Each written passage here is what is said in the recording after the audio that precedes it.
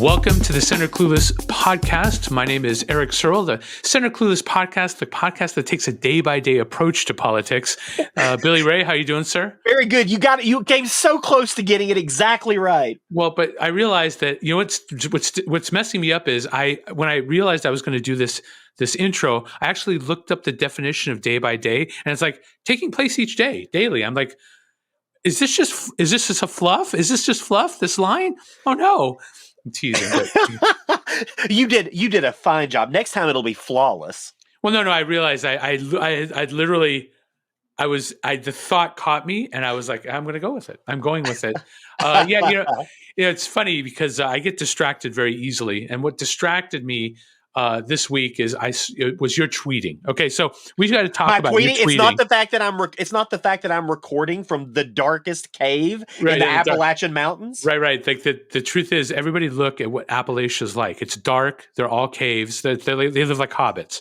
And so, you know what's crazy about your tweeting is it's so not your voice on your Twitter sometimes. Yes, when you talk about film, but when you're yelling at what's her name, Bobert, or you're yelling Lauren at Boebert, Marjorie Taylor Greene, take your pick. Any of them.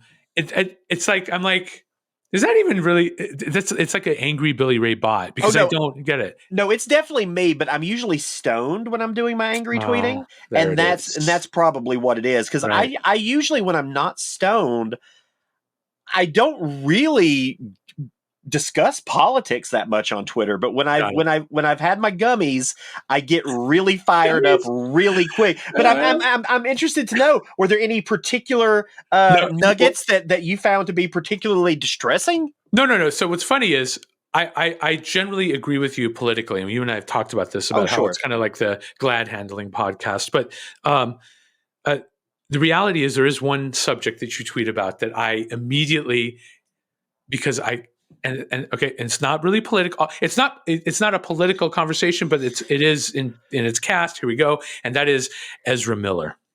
I absolutely am disgusted by Ezra Miller as an individual, as a person. You seem to be, it's like you're yelling at Marjorie Taylor Greene, and then you're giving Ezra Miller, child kidnapper, pass. No, I know it's even worse. And it's even worse. Have you seen the arrest video? Yes. And okay, so I assert my opinion only here, because I'm about to say something here. I assert as my opinion that Ezra Miller is a transgender who uses the non-binary space to dominate conversations and abuse others. You saw what Ezra Miller was trying. I'm not even going to use they, them. I'm going to say Ezra Miller, like in third person, because I don't think Ezra Miller deserves they, them. How about that? And I'll say it. Ezra Miller absolutely was trying to use, the non-binary space to dominate those police. And it was weird. And it's like, I'm a transgender. You don't touch me. I don't want a male touch me. Stop. I mean, just stop. They're so ridiculous. Why do you care for them? Go. No, I don't care for them. And if you look at some of my older tweets, you'll realize that I was very critical of Ezra Miller early on when a lot of this was happening. Yeah. So it's not that. It's not that I love Ezra Miller. I have enjoyed him in the past. My apologies. But it's not that. I think what it is, to a large degree, it doesn't even have to do with Ezra Miller. It's this idea that nobody is allowed to rehabilitate. Nobody is allowed to get a second chance. Nobody is allowed forgiveness. Not in 2023. You make one mistake and you're done. Now, he's made more than one mistake. Let's be clear. But that being said, is the solution to scrap an entire film that they were a part of and invalidate the work of hundreds and hundreds of people who put just as much energy and effort to it as they did? Is that the answer? I don't think that's the answer. That's your lens. Then I get it. See, there it is. There's the Billy Ray lens that I was looking for. But to touch back, because I'm not going to let myself off that easy on the Ezra Miller front, which is, I also think maybe I'm giving them the benefit of the doubt. Like, obviously, they're going through some very serious mental health issues. That's clear, I think, from watching those videos and from their behavior. Something is going on there. I don't know what is causing it or if it's just an innate mental illness, but something is going on there. No one self-destructs the way that they self-destructed without something going on up there. And so maybe I'm giving them the benefit of the doubt that they are seeking treatment. They are trying to get better. I'm going to give them the benefit of that doubt until they fuck up again. Okay.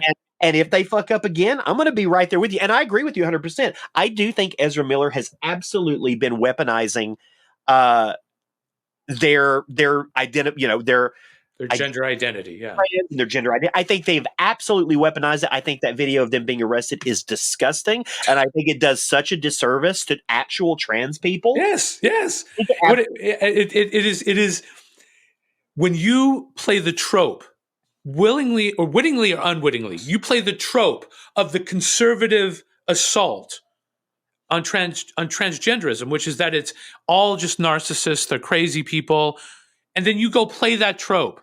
You actually are that trope. It's like, come on. It's like you're a ridiculous person. And the only reason why I brought it up is because it's funny, is the only time I get pissed off at your tweets is when I see you're quote tweeting someone defending Ezra Miller. I'm like, oh God, Bill. Yeah, well, and again, it's not necessarily defending Ezra Miller. Right. No, I mean, sometimes I have defended Ezra Miller when I see tweets that I think are really over the line. I absolutely will go and defend, because I do think this person has a mental health issue that they need to work out. I give them a little bit of grace from the fact that they were a child actor. They grew up in that environment. That is always an environment that's very difficult for young actors to navigate through. Do you think it's abusive for them? Do you think it's abusive for them? I mean, I would imagine, just knowing what folks like Corey Haim and other folks like that had to deal with as a child. Like, I can't imagine it's an easy thing to deal with. And I'm sure it affects how you age and how you grow and the way that you treat yourself and the way that you treat others. And now I may be totally wrong. Motherfucker may just be a sociopath. That's entirely possible. I'm starting to feel compassion for Ezra Miller, and I'm like, fuck. Oh, fine. You're right. Damn. But yeah, it's just, I could go on and on about that, and I don't want to do that because that's not the podcast. But that's funny, is that it's very difficult for me to find things that I disagree with you on such a black and white. I've been looking for the black and white issue, and it just so happens to be Ezra friggin' Miller. So, well, we got to find more. Otherwise, this is going to be a very boring podcast. Yeah, if we agree on everything. Right? No, I know. I will challenge you at like you guys. We'll talk later. You know what? Let's just get off to it. I'm against abortion. I'm kidding. That's a joke. That was a joke. I was trying to add some conflict. Well, no, what's funny is that people will say to me about abortion, they'll say, well, are you pro? I said, I'm absolutely pro-abortion. I said, but I would never personally involve myself in an abortion. I did that once in my early 20s, and it was horrible. Yeah. It was horrible. Like I had grown up on it was one Adam 12. Right, it was Adam 12 was the cop show, and what was there was the fireman show. I can't remember the name of it, but in that show, oh Lord, I don't even remember. It was those. Well, maybe I'm a younger buck than you. True, but so it was like a 70s expression of what medical emergencies would look like, which is very sterilized. Emergency? Yes, emergency. Exactly. Emergency! Thank you. Exclamation mark. They had at least one abortion. You know how they would touch on the controversial topics of the time. They had like one abortion, and it was so sterilized. And then to watch my girlfriend being rolled out of the room, and it was terrible. So I realized at that point I was never voluntarily going to be involved in an abortion again. That being said, I could never, ever dictate for a woman what they're going to do with their body. You don't get to, it's like someone coming up saying, you know what, Eric, for the good of the people, we need one of your kidneys. It's the same thing. No, you can't have my kidney. It's body autonomy. That's the same thing. You can't say, hey, you must carry this child. It's ridiculous. But the best thing for me was that when I accidentally got my wife pregnant, she was there for taking the long term with it and therefore raising the child together. I was lucky, right? That the next time I made a mistake, that I was with someone that felt the same way about sure, free. Everybody should be able to have abortions, but man, for this, we're we're taking it, and here we are, 9 years later in our relationship, at least, right? Our daughter's almost 7. So I guess it's funny when you say abortion. That's an example of something where nuance is dead, right? Yeah, yeah. Well, nuance is dead across the board. So let's talk though. Let's talk about your stated stuff. Let's go. It's not. It's just things that I get worked up about, and these are things that I don't necessarily post about on Twitter because they're not very interesting. And most people on Twitter, or at least the Twitter spheres that I run in, which are predominantly film related, do. And you'll notice whenever I post politics on Twitter, none of my film people have any engagement whatsoever. They try to stay the hell out of that. Right. Or it's generally like politely negative, right? Oh yeah. And so, which I totally understand. But so the debt ceiling. And that's something that I want to geek out for a minute because I was really fascinated about this in college. I wrote a paper on it, and it's something that I followed throughout. And I genuinely feel like we are on the verge for the first time. Well, not the first time, but the first time that politically we will go into default on our debt. And I think that is so atrocious and so abhorrent and so against everything America stands for. And for folks who, I hear people all the time on Twitter, for folks who don't know, because there are all of these like misconceptions and rumors floating around that we've defaulted multiple times. We haven't defaulted multiple times. We have defaulted once, and that was during the War of 1812 when the entire capital was on fire. Not even soldiers or government officials were getting paid. Right. Yes, that time we did default. We have not defaulted any other time since, and we are on the verge of actually defaulting, meaning we're actually going to not be in a position to pay our debts, meaning that our rating is going to drop. People are not going to lend us money the way that they once did. And it's all political. Right. Every single ounce of it is political. And, I am a subscriber to the modern monetary theory, which a lot of people, you see a lot of people coming around on, people like AOC. And I'm not the biggest AOC fan at all, but I think AOC gets that right. And the modern monetary theory surmises that the debt limit is unconstitutional, that it has no reason to exist, and that every government has the capacity to create more money to an extent without causing hyperinflation. Right. And a lot of people, Janet Yellen is also a proponent of this. And, a lot of economists are proponents of this. I am too. I'm not an economist by any stretch of the word.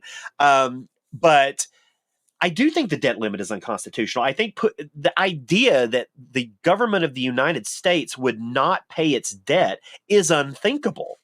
It's absolutely unthinkable. But isn't it ridiculous for that? Doesn't that make this whole thing really just ridiculous? Like the absolutely, truth is, it's going to get paid. Everybody knows it's going to get paid. It's not like it's not going to get paid. It's just this is performance, right? Oh yeah. Well, that's it. And look, I am an equal opportunity. I am on this podcast going to try very hard to make sure that I am hard on liberals just as much as I am hard on conservatives, or at least try to be. But it's hard right now because the Republicans are the one making the most dumbass fucking choices on the planet. And this is another one where this is all political. If we go into default, don't let anybody tell you differently. Regardless, regardless of their policies, regardless of anything else about the Republicans, they are straight up going to cause this default. And it's all political because they want it. So you actually think they're going to be able to not? You think it's going to hold, that we're not going to raise the debt ceiling? You think? I think this is the close. This will be, if it does end up working out, this will be the closest that I think we will have ever come. It feels like brinksmanship to me. I'm not saying that I'm right about that, but for some reason, it may be. But the only way out of it is going to be if Biden makes some serious concessions that are going to piss off the Democrats. That's the only way out of it, I think, and that's possible. It's possible that he does that. And isn't that the political reasoning for doing this? They want to sow progressive versus centrist angst. I think people like Marjorie Taylor Greene, people like Lauren Boebert, people like Josh Hawley, I think they want us to go into default because then they can say, look what happened under the Democrats' watch. We went into default on our debt without going into like all of the like crucial social services that they're wanting to cut in order for this debt limit to be increased. It's disgusting that we're even having this conversation. And Biden got into, like, there was a lot of debate over the last couple of weeks because Biden talked about invoking the 14th Amendment, which basically says is that the United States is always going to pay its debt. Like that's essentially what that amendment says in bare bones. And 14th Amendment. So is that true? Is that what it said? Because yeah. It's essentially so it was started in, I believe, Reconstruction. I think that's when the 14th Amendment was passed. But it oh, I see what you're okay. I see how it felt interestingly. I'm like, okay, so who challenges that? Is it going to be the Republicans that challenge that if he attempts to use the 14th Amendment? I think I would absolutely. There's going to be some mess. You know, it's going to be a mess. The exact wording is the validity of the public debt of the United States shall not be questioned. It's a very simple, broad term that I don't think Biden's going to actually try that. Actually, I don't think he will. I think he just brought that up to maybe kind of try to scare the Republicans into making something happen. And that would be something that would be fought in court. It would be something that would be, it would end up going to the Supreme Court. I mean, it would be but here's what's crazy. If they did that, if he invokes, the truth is it's business as usual from that point forward. The court battles will happen, but it's not like we're going to default until the court battle's over. It's going to be the reverse. We're going to be paying our bills until the court battle is decided. I don't, what's so crazy for me is nobody really wants to talk about lowering the debt. And I'm not saying that, I mean, at least the Republicans want to do it on the backs of social services or what's the term that's used? Things that people have a right to, you know what I mean? Yeah. And it's like, how about we reduce defense spending by 10%? I mean, and even that becomes, by the way, when you say, why don't we reduce defense spending? I've done this, right, with some conservatives. The immediate answer is, we should pull military out of Europe. And I'm like, well, what about other areas? Obviously, Europe's a hot point right now. Yeah. We have NATO as a legal sort of, requirement for us to be there, much less I believe in being there as part of NATO, and many people do. There's just got to be a way to fix the debt. Also, why are people not? Why isn't? Or maybe I'm wrong about this.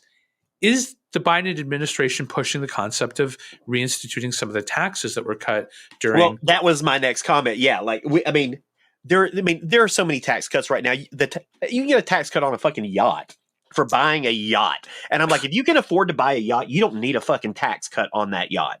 Right. And I mean, there are so many tax cuts that we could roll back that would solve these problems entirely. But Republicans certainly don't want to roll back tax cuts on the rich. That's not anything they have any interest in. They would rather slash social services for the people who need it. They would rather genuinely take food out of a hungry baby's mouth than take away a $35,000 savings on a fucking yacht purchase. Well, no, I agree with you. To be fair, a lot of conservatives legitimately, I think, meaning I don't think they're BSing me when they claim this, that they legitimately see taxation as a form of theft. I'm not saying that I agree with it. I think that's ridiculous. But you know what? Look, nobody likes paying taxes. Like, I don't like paying taxes. I understand that it is part of my responsibility as a United States citizen to do that. And I certainly have a lot less of a problem paying taxes when I can see where the money is going. Like, if I can see where my money is actually being used,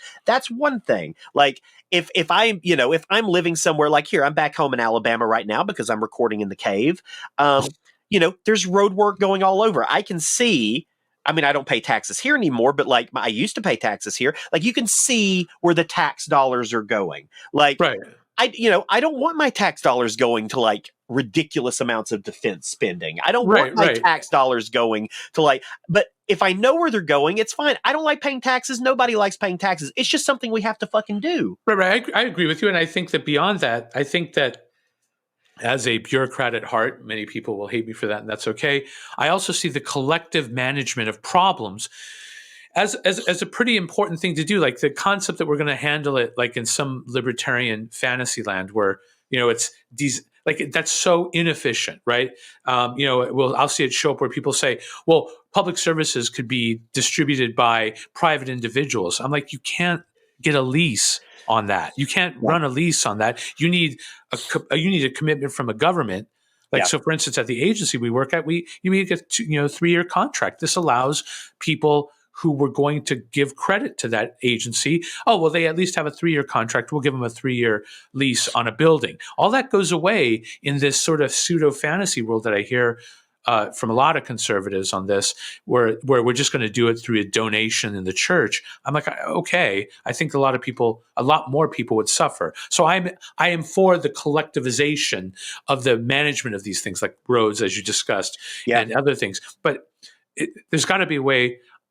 I still don't get it how there isn't a bipartisan conversation about what we all agree on cutting. I bet it's somewhere in defense that where we just don't agree is on what parts of defense. Maybe. I don't know. I think that's absolutely it. And look, I'm certainly not one of these like far left liberals who think we should slash defense spending by like these insane amounts. We have to have a robust military. We have to have, that's just something we have to have as a sovereign country, as a country that is generally always under threat from some other foreign actor. Like, we have to have those things. I think where we're investing that is in the wrong areas. Like, I think, we're trying to build up certain infrastructure and not building up others. To me, cyber attacks are more pressing right now than a lot of stuff where we're actually putting our money. I think, we're both, you're a much, stronger IT person than I am, but we both see the threat of how horrible that could be if someone actually launched or unleashed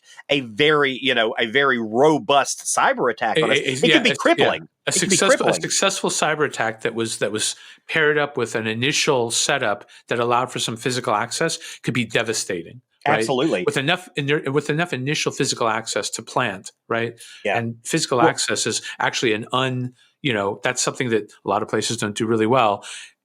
Once that stuff's in place, say a USB drive here, or just access to some other thing that runs, say, the dams, or any of that, it could be over with. You're absolutely correct. Oh yeah. A USB drive could end up being the most devastating piece of equipment ever created by mankind. And that was Stuxnet, which devastated the Iranian nuclear advancement. It was, or at least supposedly, was initially distributed via USB drive, which then took down centrifuges all over the country. Yeah. So and a lot of this with the debt, though, for me, is like there's just so much disinformation floating around from both sides. And I hope I would encourage people to be, smart enough to actually go and do the research, because it's a lot of people are out there just saying bullshit things. You've got Republicans out there saying that the default's going to happen because the liberals won't cut their spending. It's like no, that's not true. And then you've got liberals out there. I can't remember who it was, but there was an actual elected representative in our House of Representatives, and it's going crazy now. I will find out the exact person's name, and I will either mention it in the next episode or put it in the show notes. But I literally saw them tweet about how, handling the debt shouldn't be that difficult because we had no debt under Bill Clinton. And I was like, what? No, he balanced the budget, but it didn't add to the debt. No, right. there was no, like the only time that we have been debt free is from 1835 to 1837. And that is the only time ever in history that a major country has been debt-free.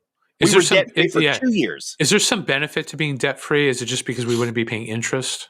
Well, I look at it this way. Like, we don't want to be debt-free. Nobody wants to be debt-free, really. Like, most people, we who have to deal with things like credit reports and things like that, you want to have a certain amount of debt that you're paying down so your credit report stays consistent, that you're more attractive to lenders. Like, nobody wants to be totally debt-free. This idea that the U.S. would ever be debt-free is ridiculous. Like, we don't want to be debt-free. Right. But we want to be able to consistently pay down our debt, which is what we have done and that we've always done, with the exception of 1 year in 1812. And so the idea that in 2023 we could be in a position to default because, like, literally 5 Republicans decide it, essentially, right? Like, that's just nonsensical to me. Wait. So it's Boebert, MTG, It's Hawley, Boebert, who DB else? Holly, probably Ted Cruz. Who knows? Like, it's just a handful of Republicans that are probably holding this up. I think other Republicans will eventually come around, but you're going to have a few that are just going to resist it no matter what. Right, right. And I know that McConnell is also staunchly pro raising the debt ceiling. That the United States will Oh, never yeah, yeah. default Yo, on their he debt. came out. Yeah, he came Yeah. out, and I hate McConnell, but at least he is someone who understands that us, defaulting on our debt is catastrophic. Yeah, catastrophic over time. It's not Yeah. even catastrophic just now. Over time, it would those the ripples of that would just echo out. It's just ridiculous. And it's also, again, it's the deliberate polarization. Like, I'm not even sure if MTG's serious. I'm not even sure if Boebert's I'm not serious. either, and I don't just even kinda, care are anymore. they just yanking chain? And it's weird to me because it crosses so many things, right? That's my biggest issue with so many Republicans, and not all Republicans, let me be clear, but like some Republicans, I don't know what their values actually are. I don't know what is performative, and I don't know what is genuine, because you see some of these people out there, and I'll throw Lowen Berbert and Marjorie Taylor Greene in there. You see the things they say, you see the way they're acting, like, this can't be how you are as an actual person. Right. Is right, it? Right. Like, it can't be. It's kayfabe. It's pro wrestling, right? Like, it's. I mean, that's what it feels like. It feels like professional wrestling. And, I would love to see Biden evoke the 14th Amendment and then have it go all the way to the Supreme Court. But that said, and this is a wonderful segue into our next topic of conversation, the Supreme Court. Yeah. So go ahead. You start now. Well, I'll lose my mind after you. Look, I mean, we were having these conversations when I was in college about, the Supreme Court, the efficacy of the way the Supreme Court is structured, how it was going to end up, going over the next, couple of decades. And I certainly didn't think it was going to go as badly as it has. But I mean, we're in a place right now where I think I read 17% of the country actually has faith in the Supreme Court, which is the lowest in history, I believe. Lowest in history. That's right. And, I'll, say what you want about Trump, and I'll say some bad things about Trump, but he got that Supreme Court exactly the way he wanted it. Right, right. And to be clear, look, someone's going to blow me up for this. Fairly, I know that McConnell played games, but that's politics, and I don't think it's good. But I'll tell you, I'm not happy with the makeup of the court right now. I don't like how conservative it's become, and they're coming after a lot of stuff. But we work and live in a plurality, and there's going to be some how you keep two sides of the political spectrum from going to war is by allowing for the contest of politics to decide who gets to say what. So I don't think that the Supreme Court itself is necessarily invalid, even with the terrible decisions that I don't like. No, right? Look, I certainly don't think it's invalid. Look, I mean, yes, it is the hypocrisy of the highest order, the way that they did Merrick Garland and then did the exact same thing to get their people in. Like, no one's going to argue that. Right. They still did it legally. Like, nothing that they did was illegal. Nothing that Trump did, nothing that anybody else did was illegal. It might have been shitty. It might have been in bad faith, but it wasn't illegal. Right. And again, I have to say, 70 plus million people voted for Donald Trump. Yeah. I mean, we may not like the makeup of the court, and I certainly don't, but 70 plus million people voted for the man who made that happen. So obviously, so we can complain about it all we want. It is what it is at this point. Now, the question is, what can we do about it moving forward? And I hear all of these ridiculous proposals about things that we should do with the court, like, we should include more people on the court. Well, that's stupid. That's petty. That's just a childish response to someone else getting the upper hand on you. What about sure, but what I find to be as an effective argument for that is that in the old days, wasn't it? It was like there was one Supreme Court for each. Was it district? Remember, there's like and now it's expanded. So that, to me, having the same number of justices as these federal districts, I think that's a fair. But then it really then should be a process where you would choose these. You would have to make more fair, or at least more. What's what I'm looking for? You would have to make it nicer for right now with Biden as president, and a majority of Congress, at least in the Senate, is still Democratic. And last couple years ago, we had Congress as well. Let's say that we had decided to expand the court. It wouldn't have been fair to just pack it with liberal justices. No, not at all. If we're going to talk about being shitty, right? Yeah, And see, that's kind of like I think the thing. So here's the thing: federal judges in general, aside from the Supreme Court justices, are subject to a published official code of conduct for United States judges. Okay, and it's 4 canons, right? In the canon, so an example, it's canon 1, a judge should uphold the integrity and independence of the judiciary. Canon 2, a judge should avoid impropriety and the appearance of impropriety in all activities. So with these canons, there's 4 canons. There are definitely things that if you look at it through the lens of those canons, there are things that Justice Thomas has done that are just that break the rules, break those rules specifically.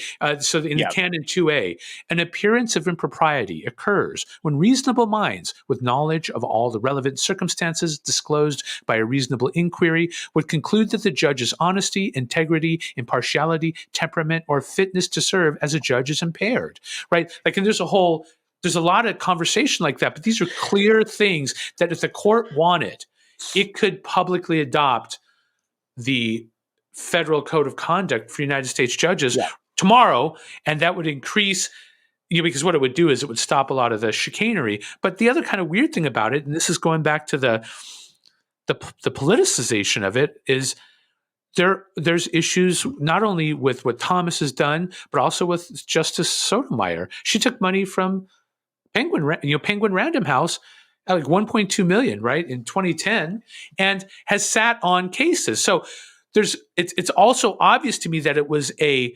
left-wing pack that was going after the Supreme Court justices, because they weren't talking about Sotomayor. All of these it seemed to be like all these different independent, but there was some coordination there in the message about how terrible the current justices are with their ethics. When in reality, it was a liberal court for years, and they didn't adopt ethics. Why? And that's a problem. Well, when an issue is so toxic that you've got AOC and Josh Hawley working together on like an ethics bill, it's pretty bad. And I do think that might be an area where we weirdly actually get some bipartisan work done, which is kind of shocking to me, but I'm all for it. This is the thing to me. I don't think adding more justices is the answer. I have never understood this idea that a Supreme Court justice serves a life term. It doesn't. We don't allow that in any other level of government. Like, I am in favor of term limits. I think there's a discussion to be had on what those term limits are, whether it's 10 years or 20 years or whatever. Like, I think there's a discussion to be had there to make that. I think there should be term limits, and I think it should be easier to remove a Supreme Court justice if they have done something that violates, ethics laws or something like that. I think it should be easier to remove a Supreme Court justice. And I'm in favor of term limits. I think I totally disagree with you, and here's why. Okay, I think that the purpose of the lifetime appointment was to enforce a more conservative space. So it is a conservative framework. It was putting someone in for life means that their viewpoint is going to have more effect over time. And I think that I'm going to make an argument for the iterative nature of change and how change needs to be iterative, never explosive. Explosive change almost always means shit's going to fall apart in society. You're seeing now, even the social changes that have been going on since 2016, 2015. Sure, they were going on before, but the social changes are now washing into the rest of society. It's upending society a little bit, and I would argue for a more iterative change in some of these values and norms. But guess what? People are going to try to ram them through, and what you're seeing now is political upheaval. If you could chase a Supreme Court person out of justice, so how long is their term limit then? 7 years?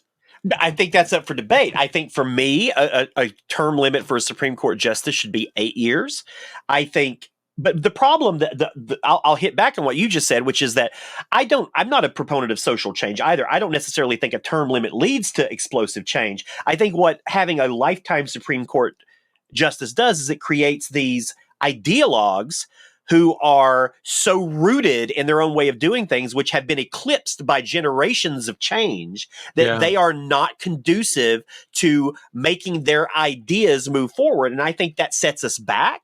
And I think it prevents us from being able to produce the kind of change that we need to have as a country. And so I don't think I agree with you. I don't think explosive change is good either. I think it causes a lot of societal upheaval. So I think it's finding, again, there's that word, nuance. It's finding that middle ground where we find a way to kind of accomplish both things. And like, just the fact that we both agree on the fact that, like, regardless of what we think about the Supreme Court right now, they're there properly. Like, they were put there by the proper means of doing it. Look, you can complain all you want about Brett Kavanaugh and say that he's a sexual abuser and all these things, and he very well might be, and I think he very well probably is. He was never accused. He was never convicted of anything. No, there was nothing. There was nothing that happened to that man that would prevent him from becoming a Supreme Court justice. And so I remember all of the upset when he was elected. It was like, well, why would they not? They can't use something that he's not been convicted of to keep him from getting a job. Like, they can't do that.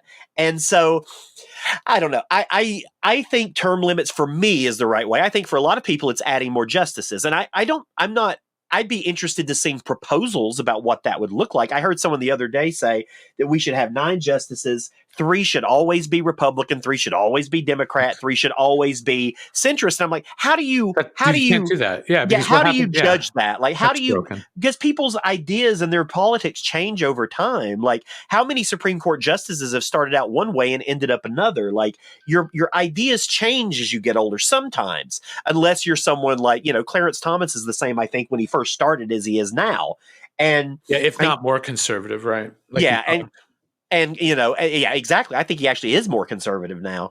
And, look, at the end of the day, and I'll say this too, and I certainly, I have issues with the current makeup of the Supreme Court, but there have been moments when that court have ruled on things that I was certainly surprised they ruled the way they ruled. Right. And I'm trying to think of a specific instance, but there are certain things they've ruled on where Kavanaugh or folks like that have sided with liberal justices. And it's like, that tells me that they're not just being ideologues. Yes, they may. I don't think they are either. What was the recent attempt to use the shadow docket was blocked by the other justices. Well, because at the end of the day, I mean, yes, your politics are going to play a part in it. I think they will to some degree in this court. And I think we can see what's happening with abortion right now, and we can see what's happening with some other things.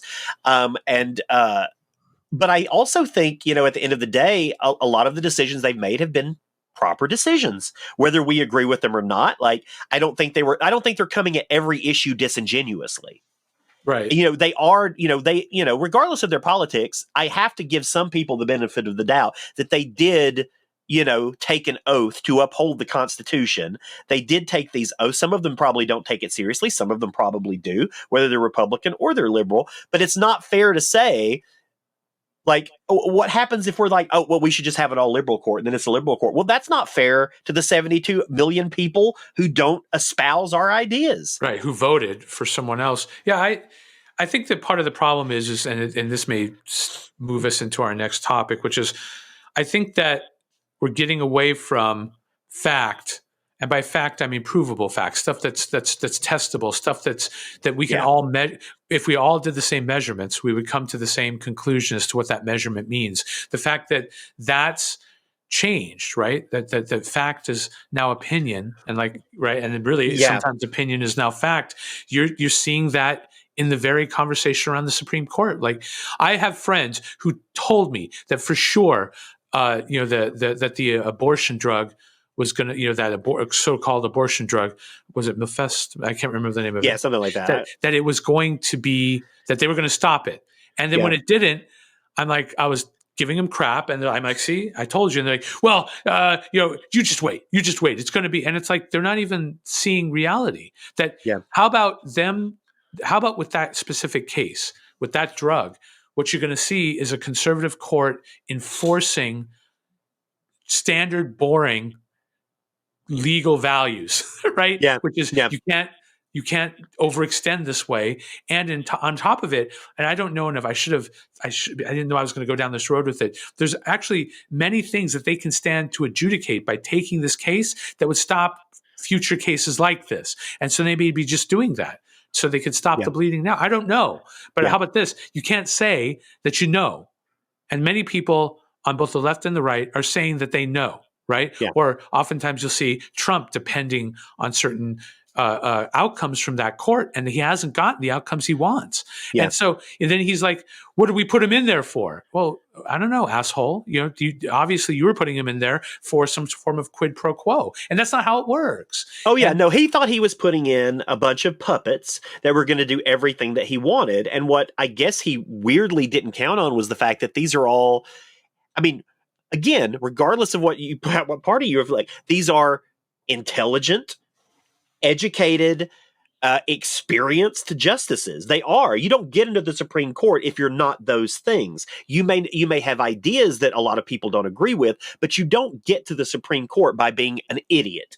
Right? You don't get that far by being an idiot. And so I'm going to give them the benefit of the doubt that they are, for the most part, going to side with the Constitution, knowing that sometimes their politics are going to probably take over are going to dictate where they go. They'll find the most conservative lens to look at the Constitution. Absolutely. But in many cases, that will actually, I would assert, help the progressive side of the country, because as the conservatives, they come to a conclusion that's 80% or 85% of how you feel it should have gone as a progressive. I think you're winning at that point. You're winning. Yeah. And look, any unpopular decision that the Supreme Court makes, all that is ammunition for liberals in the next election. Like, if you're out there and you don't think that abortion rights matter to the voting population, the majority of which is women, you're insane. And they're making these decisions that we hate right now, and they're unpopular, but all that is ammunition for the elections, because that's what we have to say. We have to say, put Trump back in the White House, what's going to happen? More of this. We're going to get more conservative justices. We're going to stack the court even more. And that's very possible, right? That's very possible. I think what made me the saddest about the Supreme Court overall was someone like Ruth Bader Ginsburg, who fights her entire life for progressive causes, is maybe one of the most important and pivotal Supreme Court justices ever, who I felt like, I don't know this for a fact, but I felt like would have and should have retired way before, who should have been able to enjoy the last years of her life, who was not able to, because she knew that if she did it, there was going to be some conservative coming in and taking her place. And that's exactly what happened. She hung on as long as she could. Year one of Obama's term, I think she should have gone. Yeah. And would have given her 10 or 15 years to opine. And to be fair, she had some very important things to say, even about Roe versus Wade. She didn't like that law.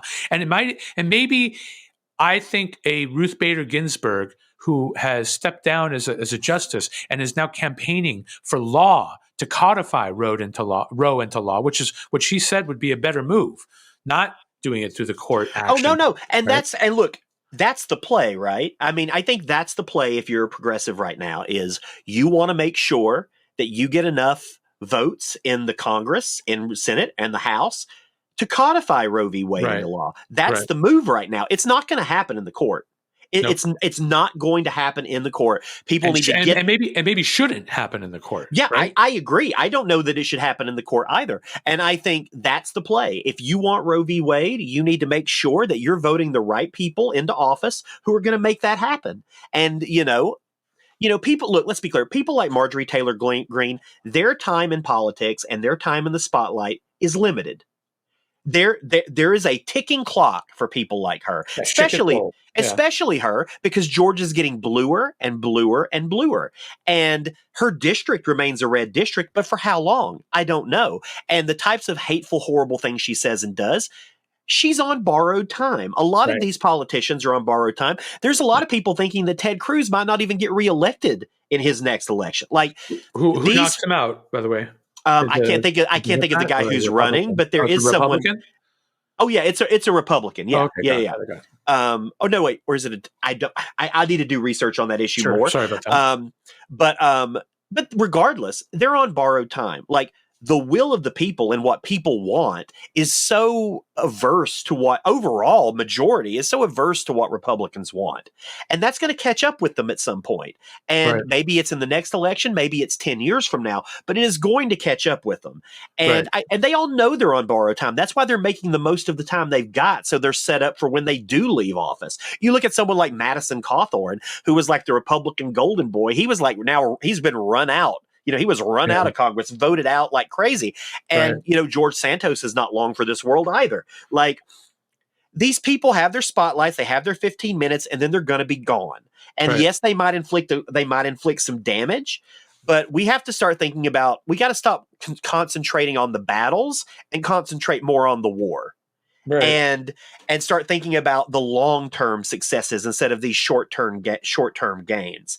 And I hope we're doing that. I don't know that we are. We just get so riled up in every little thing. I think that what's ripe for the taking, and just getting back to that, is one or the other of the parties, or maybe it's a group of people in each side that comes down and starts to talk about provable fact, about expertise being important. Yeah. Like, get away from that attack on expertise, that attack on fact. It's going to be rough to do on the left because so much of the academic viewpoint on the left has taken on that sort of postmodernist shine. Like, we all make up meaning. Look, I know. Okay, I got it. Let's go back to philosophy class. That's not how it works out here in reality. And then on the right, you get the mess of, hey, let's take it back to 1885. It's not going to happen either. It's just not going to work, right? And and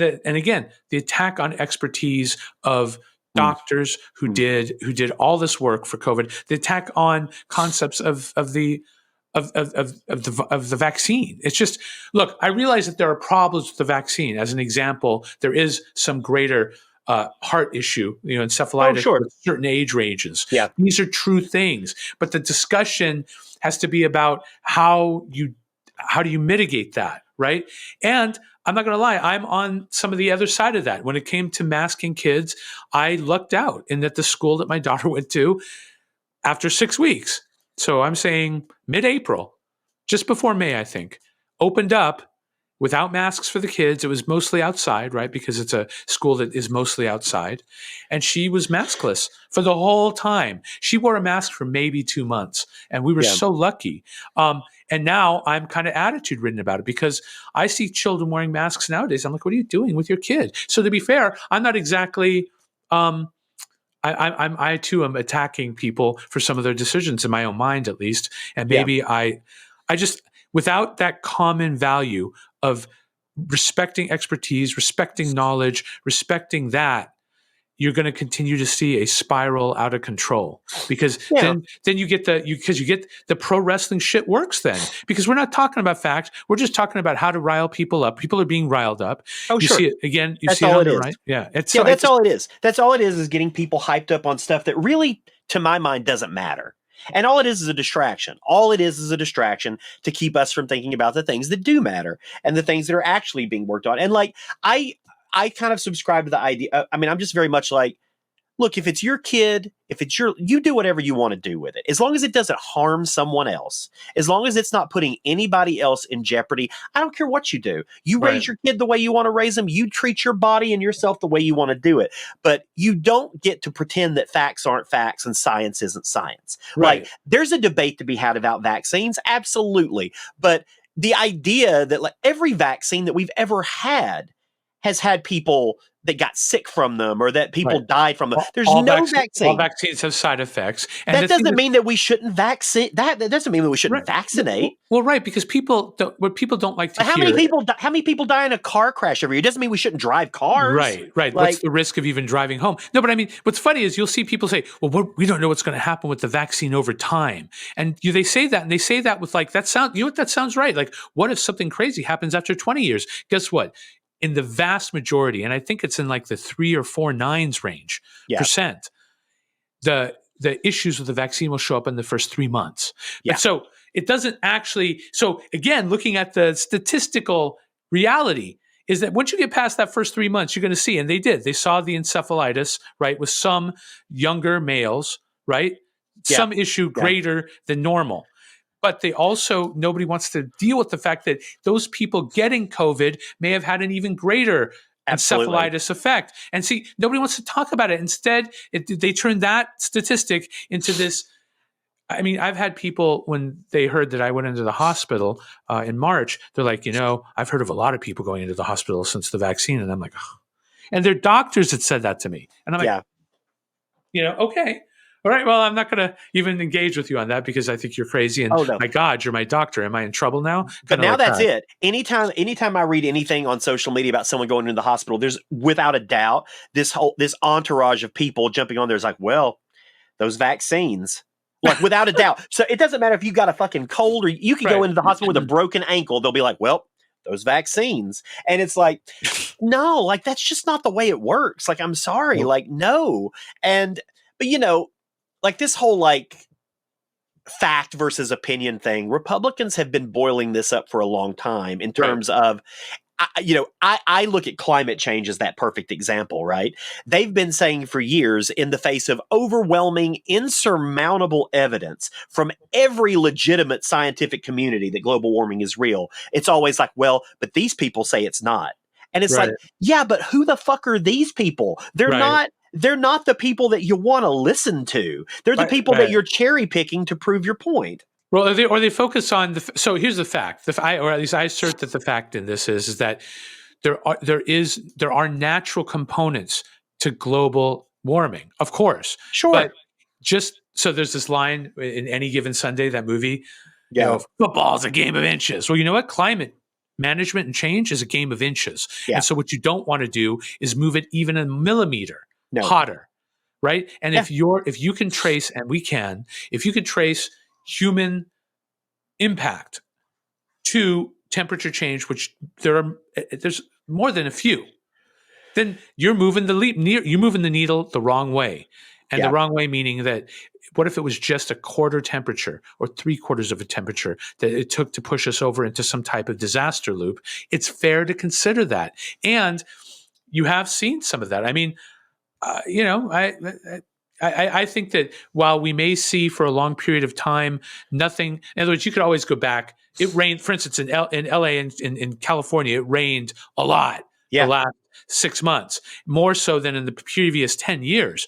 Yeah. But back in the late 80s and early 90s, it was raining this hard too. I just think you're going to see it more compressed now. Like instead of it every 10 or 15 or 20 years, it's every 5 or maybe even perhaps every 3 or 2 years. You're going to see that.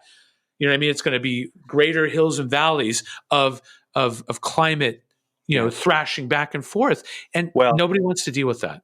Well, thank goodness we have historians like Marjorie Taylor Greene to remind us about the cavemen who were not worried about climate change. Thank goodness for brilliant minds like hers. Well, we segued all the way into climate change, which I did not think that we were going to do. So, so I think we've covered our bases for this episode. Yes, and we had a delightful conversation with Dr. Andrew Duxbury, which you're going to listen to next. We go into all sorts of COVID stuff, which I've been interested to find out from someone who was actually on the ground in the middle of the pandemic and having read his first 2 books. I think it's a lovely conversation, Erik.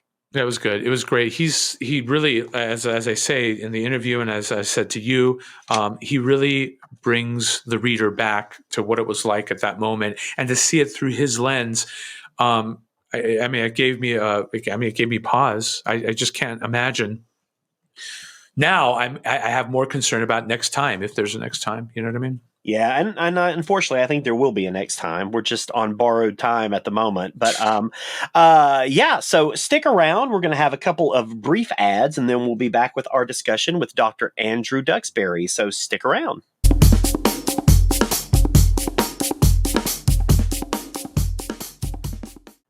We are back. Our guest today is a senior scientist, professor, and geriatric medicine specialist at the University of Alabama at Birmingham, and the author of both The Accidental Plague Diaries, a COVID-19 pandemic experience, and its sequel, The Accidental Plague Diaries 2, COVID-19 Variants and Vaccinations. Joining us is Dr. Andrew Duxbury. How's it going? I am doing well. Thank you for having me as a guest. No, absolutely. It is our pleasure. We've been wanting to have a nice, thorough COVID discussion since we started this thing. And it was like, who better to talk COVID than someone who was not only living it, but chronicling it? Yeah, I didn't ever dream that I would become a disease chronicler. It was not something I planned for. It just seemed to happen.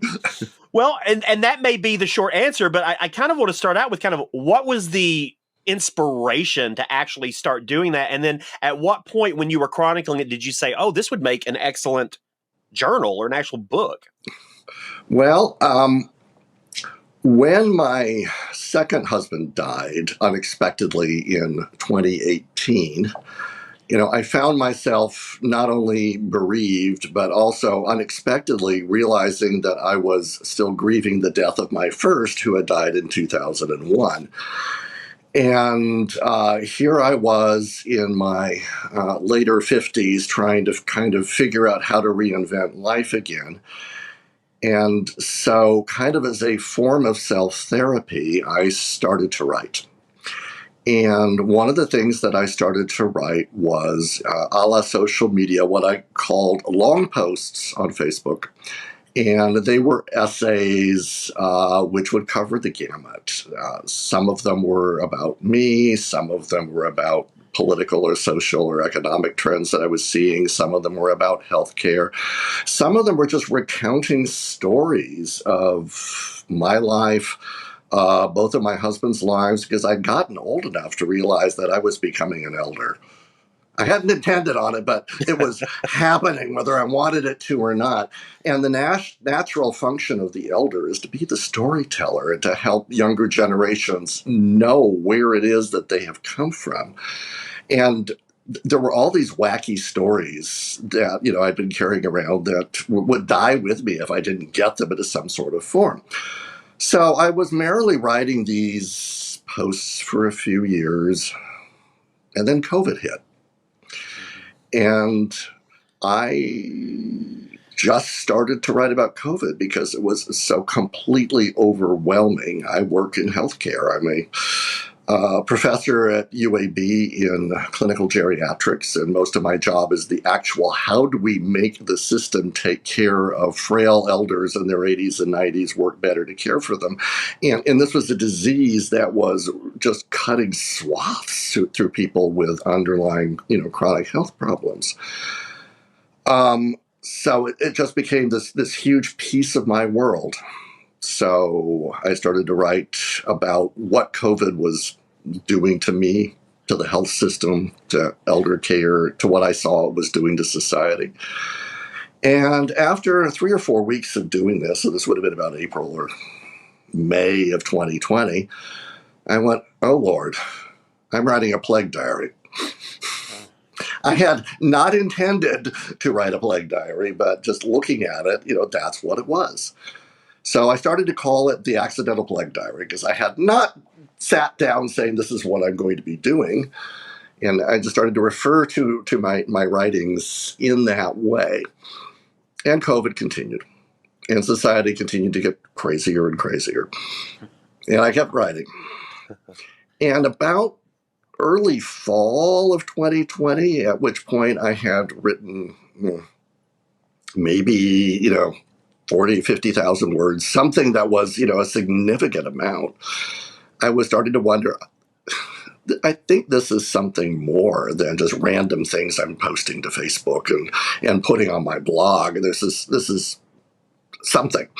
So I packed up what I had, and I have a good friend there in Seattle who runs a small micro-publishing house called Singular Books.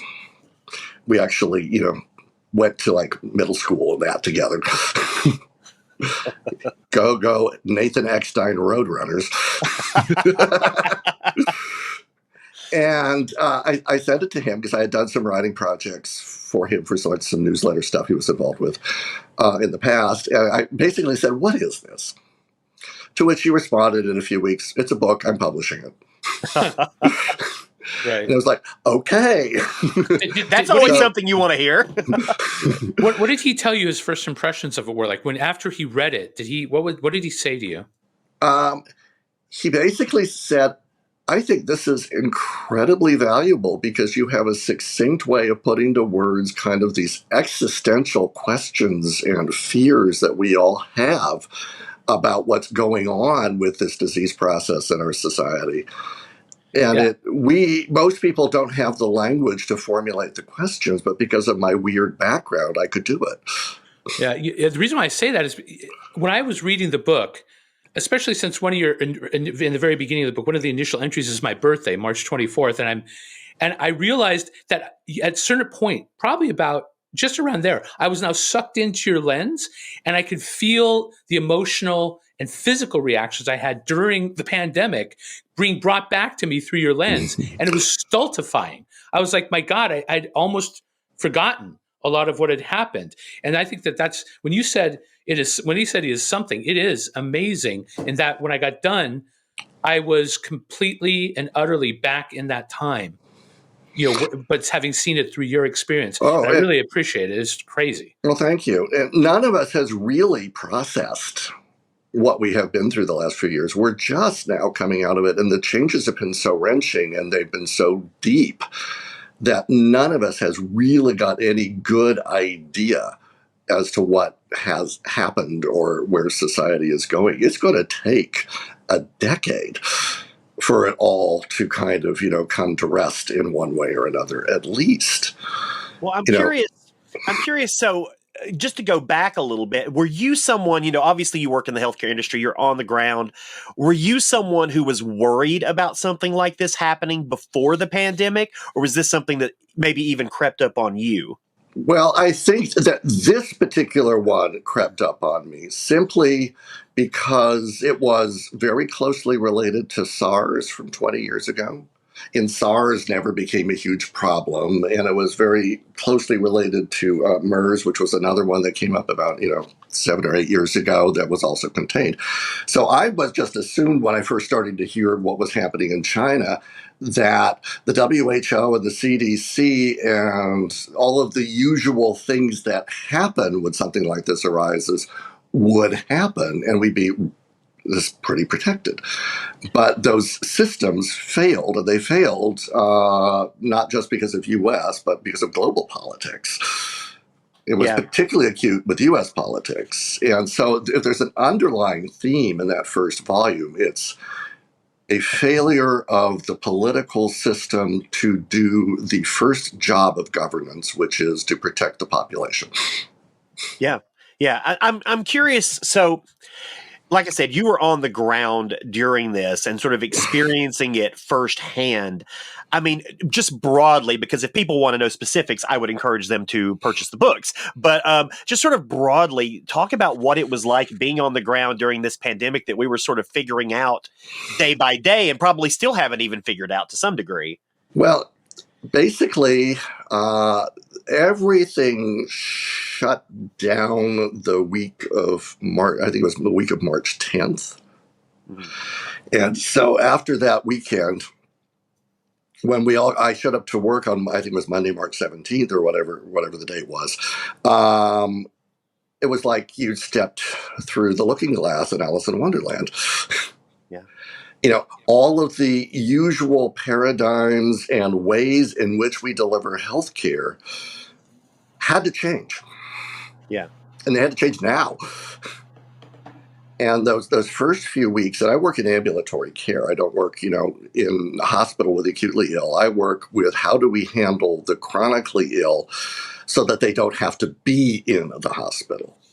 Yeah. And these people, they're not well to begin with, and any little thing can push them over the edge. So there was a whole lot of how do we deliver the healthcare that they're going to need so that they will remain in equilibrium in their usual situation without endangering ourselves, without endangering them. There was all of the questions about, doctors and nurses are being felled by this. Who's going to mind the store? There was a lot of question about, people like me who don't work in hospitals. Well, heck, if all the hospitalists are sick, guess what? So from your perspective, and this, I know this is maybe a difficult question, maybe not. What did we get right? What did we get wrong as sort of as a country or as a world, however you want to view it? Well, I think what we got right came a bit later. The vaccine program was a miracle. The speed at which effective vaccines were developed and the speed at which they were distributed was astounding. So the public health system is quite capable of doing its job when it's allowed to do so. What we got wrong was politics trumped public health considerations in the early months of the pandemic, and that kept us from ever being able to catch up or to control. Yeah, that makes sense. So given what we got right, what we got wrong, I just want your opinion on a few issues, because I know these are politicized issues more than they are, like, to me, logical issues. But when you look at someone like, Anthony Fauci, who has been like such a subject of, like, the Republicans think he's the devil incarnate. Liberals think he is, Jesus reincarnated. Right. Where do you fall on Fauci? How did he respond to the pandemic? Did he do the right things? Or is he just fallible like anybody and was doing the best he could? Fauci, I think, has always made the best decision he could with the information that he had available at the time he had to make the decision. Okay, well, so specifically, the only issue I have with Fauci as a liberal, or whatever that means, is when he at first said that masking wasn't required. That was the only thing I could fault him for. How did you feel about that early sort of whoops? Well, and there was there was a lot of discussion in those very early months about how it was obviously spread airborne, but whether it was being spread kind of through aerosolized mists or through droplets. Right. Yeah. And there's a big difference between those two in terms of the effectiveness of masking. And I think the original thinking was it was droplet spread, in which case masks would have been less effective. Right. When it became clear that no, that was not what the science was showing, then he went with the science. Right. He had some conversation about it. He also didn't want to create a run on PPE, specifically on masks. And to be honest, thank God, like I had a pack of 3 P100s. I was like, thank God I could do that. I guess that was a big deal. And I also understand that the whole science around what aerosol was versus droplets has now changed because of the pandemic. Yeah, we know a whole lot more. I mean, the pandemic has taught us a lot about disease spread in ways that we didn't really know. And it certainly gave this enormous boost to what we can do with vaccines with mRNA technology. And that's going to be very hopeful for the future. One of the things that's being kicked around now is it possible to use mRNA technology to create a universal flu vaccine so that you get one and you're done, rather than having to go get your new flu vaccine every year. Oh, wow. Well, that would certainly be lovely. I would be a proponent of that. Yeah. In your opinion, I mean, I know one would think naturally after going through this that we are far better prepared for something like this in the future. Is that true? I think we are far worse prepared for the next one that comes down the pike than we were in 2020 because of the politicization that happened later. A lot of public health entities in conservative states have been neutered. And they will not be able to move and react swiftly because it will take legislative action for them to be able to do what they could do in 2020. Yeah. Right. So, and this is mainly for the listeners, because I know I hear from a lot of people. I hear some people say that masking doesn't work, that masking, I obviously, I masked for a very long time. I still mask in selective situations if I feel like it's going to be a crowd or if I'm on an airplane. So maybe dispel some of the myths about masking and like what kind of masks is it good to mask regardless of what kind of mask it is, or are there some that are just totally ineffective? Well, tying a T-shirt across your face is not terribly effective. Wearing your mask as a decorative chin strap is not effective. Having your nose poke out from your mask is not effective. I mean, there's lots of things. Masking works best when masking is universal because it's basically a social thing. I protect you, you protect me. Yeah. And, masking when it's kind of hit or miss and people aren't really doing it the way that they should, it's not necessarily the most, robust of public health measures. Now that there are more effective treatments and there are, effective vaccines, and that is masking as a necessary a thing as it was in 2020? Probably not. But, in those first few months when there was still a lot of unknowns, absolutely. And, masking and universal. Yeah, it was the best option at the time. Yeah. And I think a lot of it, and I only know this because I'm on the group of people that manage this at the agency I work at. It's all about now treating the air with filtration and UV, and that's going to be much more effective. That will be the best thing we can do is if federal dollars get freed up to be retrofit places of public gathering with better air ventilation and better air filtration systems. That will not only help with spread of COVID, but with every other viral spread illness. It will help with the flu. It will help with the common cold. Yeah. I want to touch on this too, because I know this is something that has certainly affected Erik more than it affected me since I don't have a child. But what is your take on the way we handled, school-age children and schooling in terms of shutting down the schools the way we did? Do you think that was the wise decision at the time? Was it an overreaction? I think the 2020 shutdown was necessary. Yeah. Because there were so many unknowns, and it wasn't just about the kids. Kids are disease vectors. It's one of their jobs in life, to spread disease back and forth to each other. So it helps build their healthy immune systems for adulthood. Yeah. Those kids don't just stay in school. They go home. And in a lot of, social systems, they go home to multi-generational families, which means they're going to be in contact with elders. Elders do not have robust immune systems. The immune system declines with age, which is why when nothing else happens, the final common pathway usually of death is overwhelming infection, usually pneumonia. Yeah.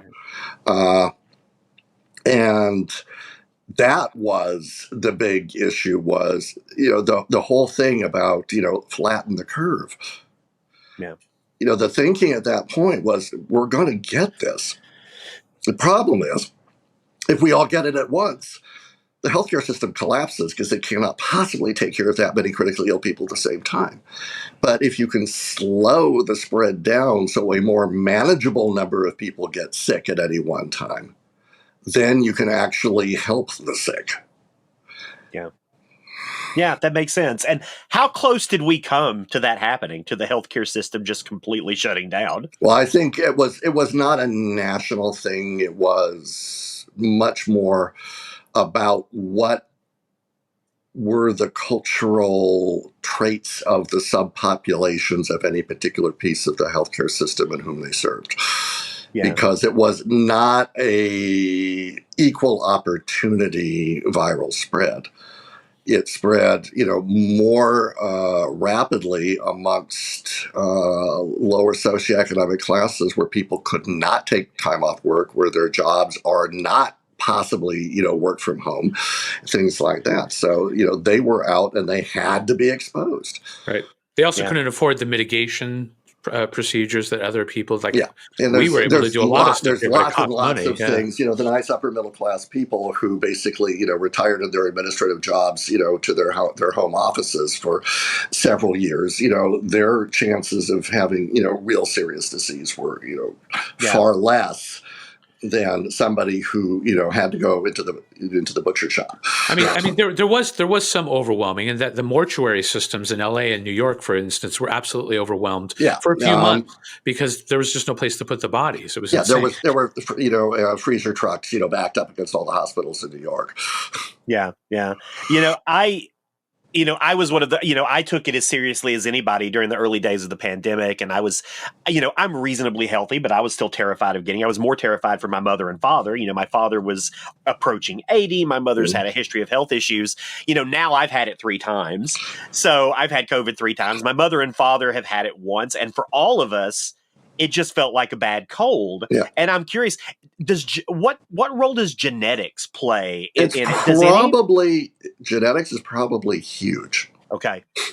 But, you know, again, we're still in the infancy of really understanding that. But again, the problem is that even if only, you know, 5% of the population has a genetic type that's going to make them more serious to disease, 5% of 330 million people is a big number. Yeah, absolutely. Absolutely it is. And, you know, we had built going into 2020 this acute care health system, which had morphed from a not-for-profit system where the goal of the system was the health of the population to a for-profit system where the goal is profit and where everything was always run on the narrowest possible margin. Right. You did not want any empty bed or any less than fully occupied nurse. Yeah. So when all of a sudden thousands upon thousands upon thousands of people are sick with a brand new disease, the system just kind of went kablooey. Yeah. And so I'm having this lately, or in the last year, I find myself having something, and I hate even talking about it because I feel like it's marginally disrespectful to folks who have lost people during the pandemic. But I find myself having what I guess you would call COVID nostalgia about certain things. I do, because there were just certain things that I certainly wouldn't want to, if I wouldn't want to go back, but at the same time, it was almost like that feeling after 9/11 to some degree, right? Where it felt like for this brief moment of time, even though everything was being politicized to some degree, that people were coming together. Like I remember at 7 or 8 o'clock every night, everybody clapping for the healthcare and the first responders. And I remember being in LA and just hearing thunderous applause every night at the same time. And it was really kind of a beautiful thing. And, it just felt like for this brief moment, we were all coming together. And of course, I'm one of the people where a lot of good things happened to me during the pandemic when I was able to work from home and focus on these projects that I'd be putting off for so long. And so I think that's where my COVID nostalgia comes from. But I'm curious, are there any positive takeaways for you from the pandemic? Are there things that you got out of it that you're like, well, this wasn't so bad? Well, I had been expecting that we would have a viral pandemic in this country. I've been expecting that for decades because, they're not new. They've happened for all of human history. Every, 20, 30 years, something sweeps through. And we hadn't really had a viral pandemic in the U.S. since the Hong Kong flu in 1968. So we were overdue. Yeah.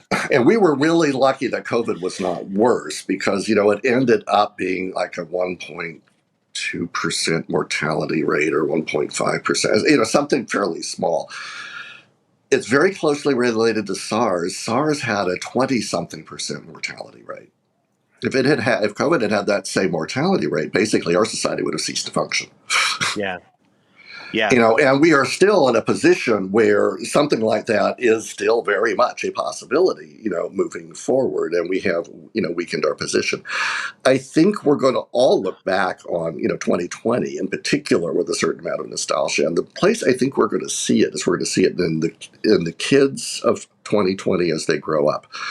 Because I think the kids went through kind of a halcyon period where mom and dad are home, we have to spend time with the family, and we spend time playing games and walking in the park and doing the things that, those of us who are older all kind of grew up with, but which kind of got moved out of society after the 1970s. And maybe some of that strain of family life that we had lost to overscheduling and specialization may start reappearing. Yeah. I think that's actually a great point, because I realized that during the first summer of the pandemic, when we were allowed to, we were going every Sunday to the beach with our daughter, because they had the beaches open, and as long as you had a 10-foot distance, everybody could be out there. And so you go to the beach, everybody would be spread across the beach. Everybody's fine. Everybody's having a great time, and they were all there with their families for exactly the same reason. That's absolutely insightful. I never even thought of that. That's probably my daughter will have some of that. It's crazy. I want to move briefly just to I guess the more political side of this, and I'm curious as someone. Look, I am someone who I don't think anybody on this call is a particularly big fan of Donald Trump. That's just a guess. I'm curious though, because I like to be equitable. I like to give credit where credit is due, if credit is due. Was there anything that man did during his time in office in regards to the pandemic that you consider to be a good thing? Well, he did allow the CDC officers and that to address the nation. The problem is that he muzzled them through political talking points. Yeah. When I sat down to edit my original, writings for book form, I tried very hard to stay away from the personalities of politics and try to focus strictly on policy and what the outcome of policy decisions were. I don't know if I completely succeeded. I'm a human being. I've got my political opinions. Sure. But that's the way I tried to kind of take it. And the way that the book is split, because in many ways it's actually going to be one book that's appearing in 3 volumes. There is a third one. It's coming out this summer. The first one, basically, and I only thought there was going to be one when I was writing it, because I ended it with the change of administration. Yeah.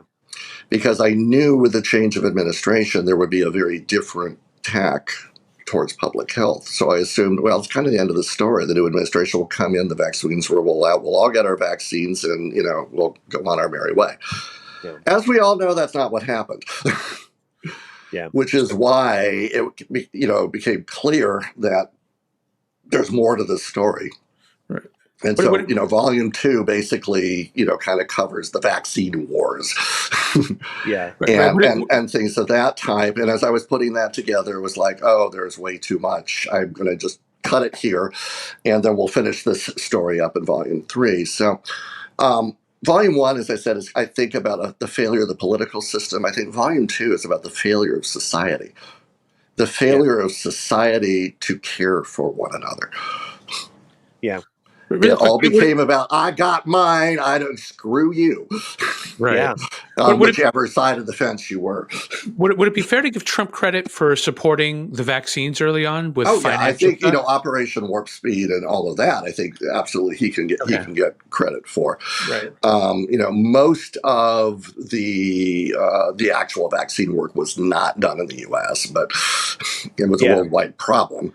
But, he did actually, put resources where they needed to be. Yeah. And I'm curious, you're a doctor, you're a scientist. What does it feel like to be a doctor and scientist in a time where what is for most people just agreed upon facts and agreed upon science has now turned into, well, it's opinion for some people? Yeah, well, that's, alternative facts.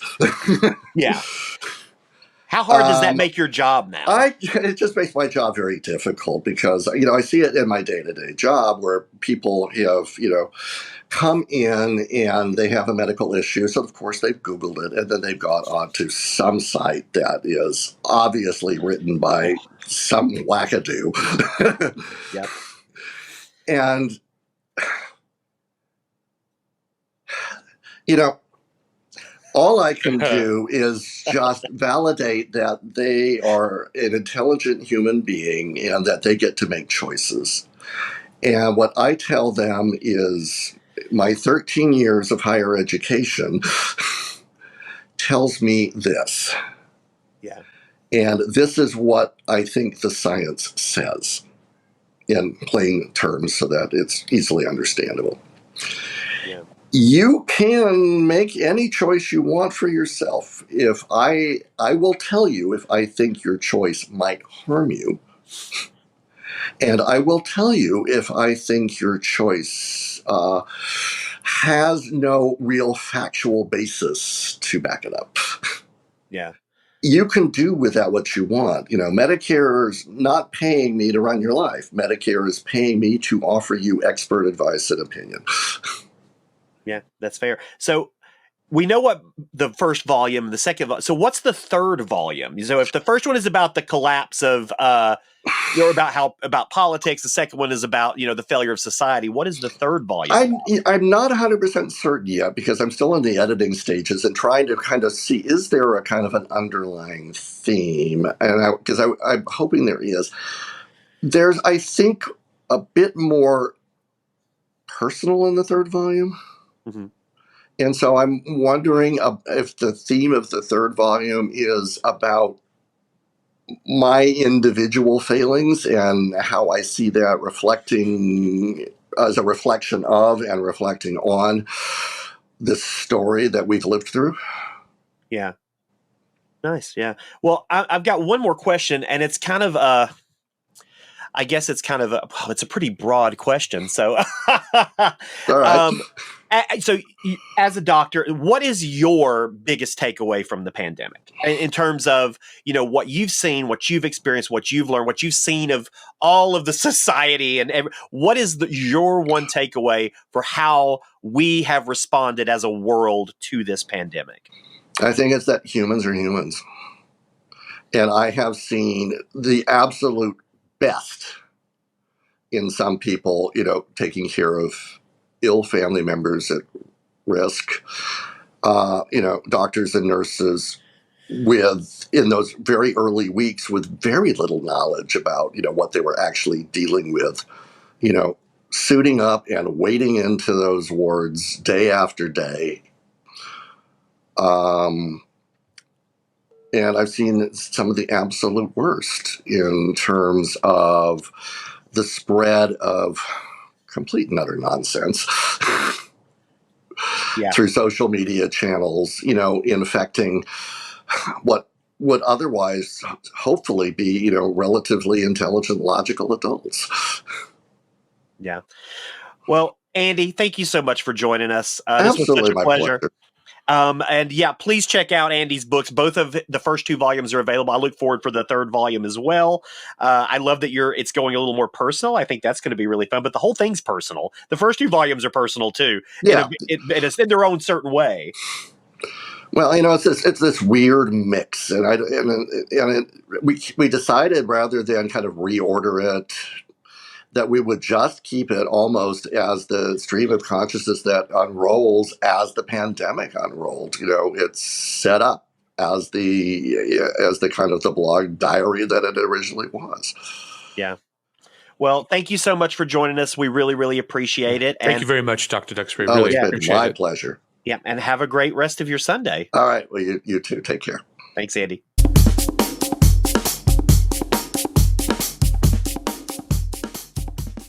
Well, that was Dr. Andrew Duxbury. I hope you gleaned some COVID knowledge from him. I certainly did. I answered a few of the questions that I've had in the back of my head, and I'm terrified that something's going to happen again. Right. Yeah. That's the thing I'm left with is what happens now? What happens the next time this goes down with all of the things that were changed by the existing or the now ending, so to speak, pandemic, with all of the social change and political change and belief change that happened.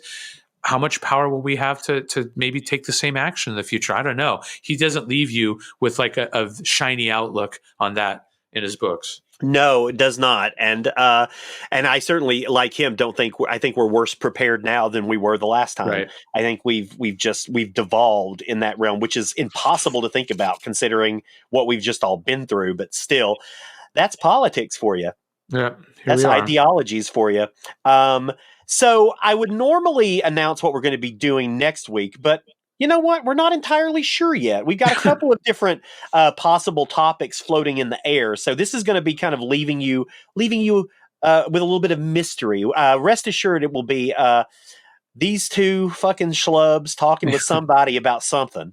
Schlubus primus, Schlubus secundus. We're here.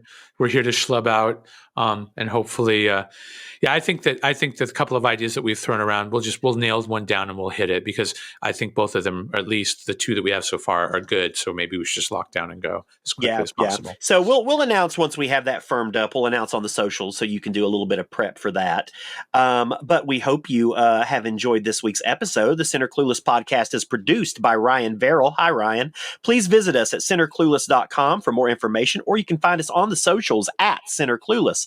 Please rate and review us on Apple Podcasts and tell your friends to tune in. And if you have a question, comment, or criticism, you can email us at centerclueless@gmail.com. Right. And feel free to hit Billy Ray up on Twitter to argue with him about Ezra Miller. So yes, maybe we should I think we should take this argument public now. Like I should do the anti Ezra Miller on Twitter thing, and we could do the public battle over it. But I'm kidding. But yeah, it'll be interesting to see. We could just change the title of this podcast to "Please Respect My Pronouns," the Ezra Miller podcast, which is their go-to line whenever they are in trouble with law enforcement. Yeah. Oh my God, Ezra Miller. Hope you get better. Hope you get better and get right in your head. That's all we got this week. Until next time, whether you're left, right, or somewhere in the center, we hope you're a little less clueless, just like us.